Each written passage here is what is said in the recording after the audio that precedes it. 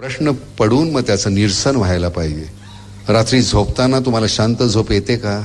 दिवसभरामध्ये मी रात्री ज्यावेळी जातो आणि मला झोपायचं असतं आणि मला एक प्रश्न छळायला लागला तर माझी रात्र वाया गेलेली असते. मी झोपू नाही शकत. माझी गोष्ट मी का करावी की जी मला झोपू देत नाही?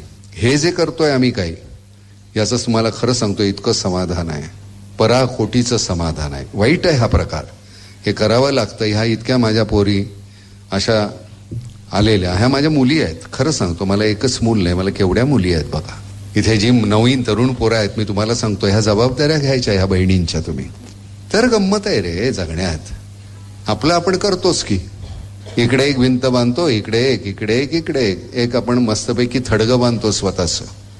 एकाचं स्क्वेअर फीट 1000, 50, 500, 200, 3000.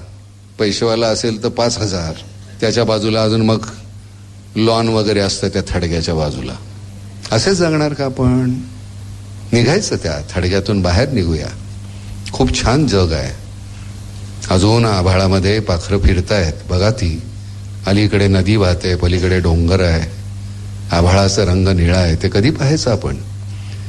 मी, माझी मुलं, माझी आई, आईच बाप सुद्धा नाही राहिले आता. मी, माझी बायको आणि माझी मुलं.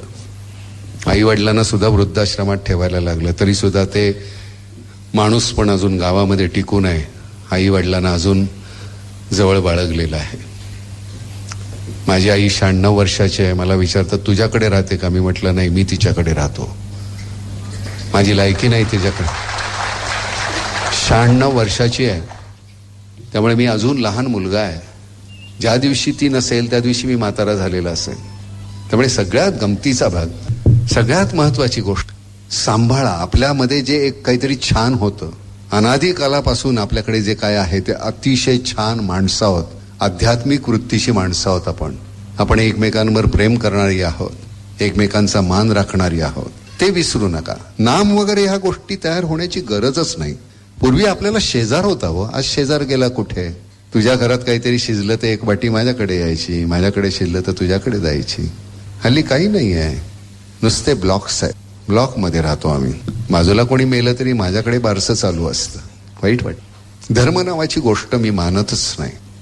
देव मानतो, पण मी त्याला जाऊन त्रास देणार नाही. त्यांनी माणसाचा जन्म दिला ना, त्याचे आभार मानले, त्याच्यानंतर मी कधी त्याच्याकडे गेलोच नाही. एकदा जाईन त्यावेळी बोलीन काय बोलायचं ते. आता गरज नाही आहे ती जाण्याची. काय रोज जाऊन देवळामध्ये जाऊन बोलतो आपण, त्याची 9 आठाणे टाकून त्याला 8 लाख रुपयाचं काहीतरी दे म्हणून मागायचं? चांगली मनगटं दिली आहेत, कमालीची ताकद दिली आहे धमन्यांमध्ये. कधी वापरणार आपण ती? वारंवार देवळात जाणं, श्रद्धा निश्चितच असावी, नमस्कार निश्चितच करावा. वारंवार देवळात जाऊन वय झाल्यानंतरच मी समजू शकतो, पण तरुणपणी जाऊन तिथे मागे लागणं, याचा अर्थ कुठेतरी माझा आत्मविश्वास कमी झालाय.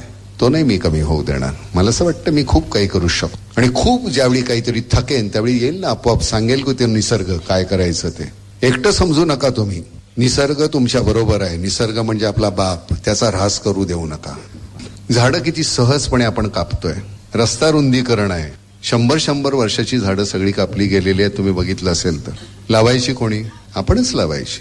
1 कोटी झाडं आपण लावू. मी लावू शकेन का? नाही. मग इथली मुलं असतील, प्रत्येक गावागावातली मुलं. स्वयंसेवक म्हणजे काय सर? ते शेवटी आपली सावली आपण शोधायची.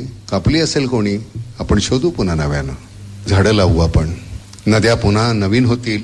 सगळं छान होणार आहे. फक्त एकच, षंढासारखी कोणी आत्महत्या करायची नाही. कोणीही जो आत्महत्या करणारा आहे, मला कमाल वाटते.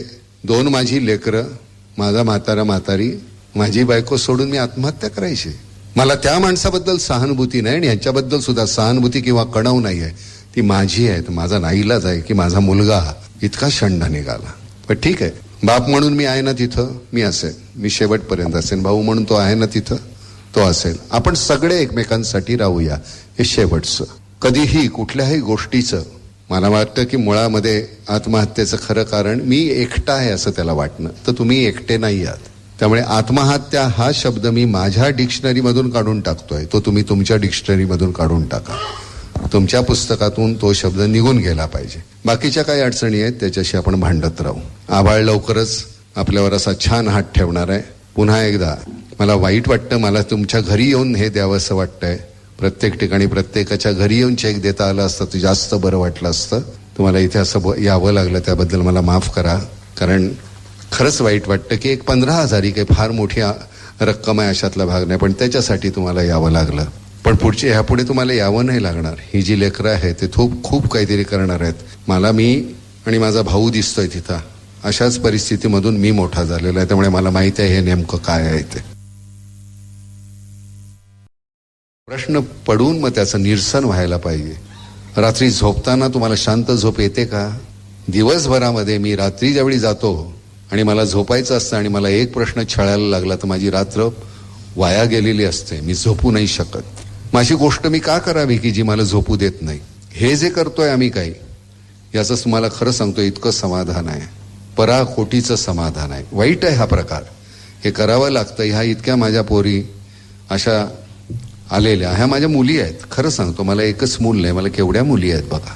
इथे जी नवीन तरुण पोरं आहेत, मी तुम्हाला सांगतो ह्या जबाबदाऱ्या घ्यायच्या ह्या बहिणींच्या तुम्ही. तर गंमत आहे रे जगण्यात. आपलं आपण करतोच की, इकडे एक भिंत बांधतो, इकडे एक, इकडे एक, इकडे एक. एक आपण मस्तपैकी थडगं बांधतो स्वतःच. एकाचं स्क्वेअर फीट 1000, 50, 500, 200, 3000. पैसेवाला असेल तर 5000. त्याच्या बाजूला अजून मग लॉन वगैरे असतं त्या थडग्याच्या बाजूला. असेच जगणार का आपण? निघायचं त्या थडग्यातून बाहेर निघूया. खूप छान जग आहे. अजून आभाळामध्ये पाखरं फिरतायत बघा. ती अलीकडे नदी वाहते, पलीकडे डोंगर आहे, आभाळाचा रंग निळा आहे. ते कधी पाहायचं आपण? मी, माझी मुलं, माझी आई, आईच बाप सुद्धा नाही राहिले आता. मी, माझी बायको आणि माझी मुलं. आई वडिलांना सुद्धा वृद्धाश्रमात ठेवायला लागलं, तरी सुद्धा ते माणूस पण अजून गावामध्ये टिकून आहे. आई वडिलांना अजून जवळ बाळगलेलं आहे. माझी आई 96 वर्षाची आहे. मला विचारतात तुझ्याकडे राहते का? मी म्हटलं नाही, मी तिच्याकडे राहतो. माझी लायकी नाही तिच्याकडे. 96 वर्षाची आहे. त्यामुळे मी अजून लहान मुलगा आहे. ज्या दिवशी ती नसेल त्या दिवशी मी म्हातारा झालेला असेल. त्यामुळे सगळ्यात गमतीचा भाग, सगळ्यात महत्वाची गोष्ट, सांभाळा. आपल्यामध्ये जे एक काहीतरी छान होतं, अनादी कालापासून आपल्याकडे जे काय आहे ते अतिशय छान माणसं आहोत. आध्यात्मिक वृत्तीची माणसं आहोत आपण. आपण एकमेकांवर प्रेम करणारी आहोत, एकमेकांचा मान राखणारी आहोत. ते विसरू नका. नाम वगैरे ह्या गोष्टी तयार होण्याची गरजच नाही. पूर्वी आपल्याला शेजार होता हो, आज शेजार गेला कुठे?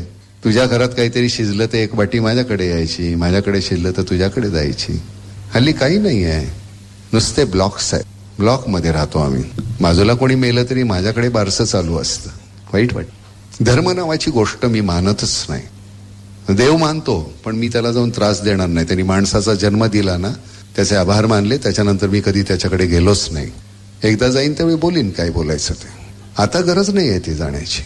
काय रोज जाऊन देवळामध्ये जाऊन बोलतो आपण तशी नवस आठाणे टाकून त्याला 8 लाख रुपयाचं काहीतरी दे म्हणून मागायचं? चांगली मनगटं दिली आहेत, कमालीची ताकद दिली आहे धमन्यांमध्ये. कधी वापरणार आपण ती? वारंवार देवळात जाणं, श्रद्धा निश्चितच असावी, नमस्कार निश्चितच करावा.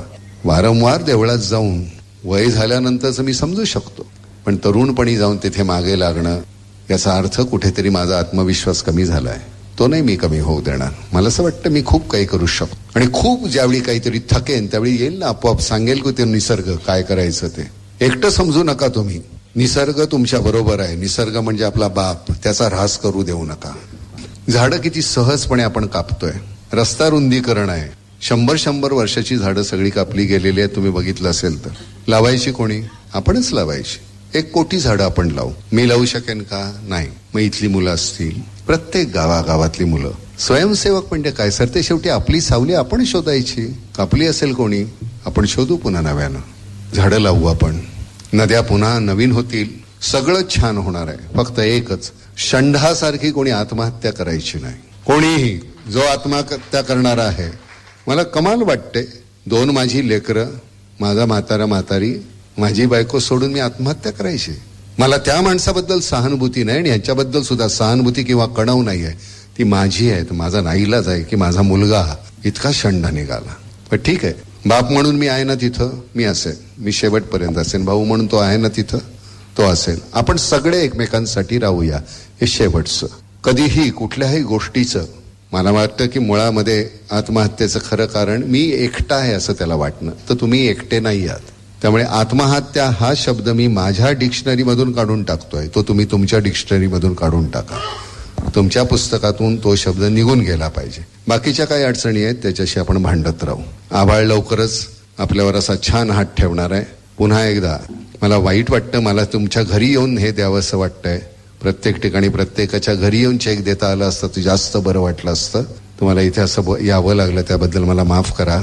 कारण खरंच वाईट वाटतं की एक 15,000 काही फार मोठी रक्कम आहे अशातला भाग नाही, पण त्याच्यासाठी तुम्हाला यावं लागलं. पण ह्यापुढे तुम्हाला यावं नाही लागणार. ही जी लेकरं आहेत ते खूप काहीतरी करणार आहेत. मला मी आणि माझा भाऊ दिसतोय तिथं. अशाच परिस्थितीमधून मी मोठा झालेला आहे, त्यामुळे मला माहिती आहे हे नेमकं काय आहे ते.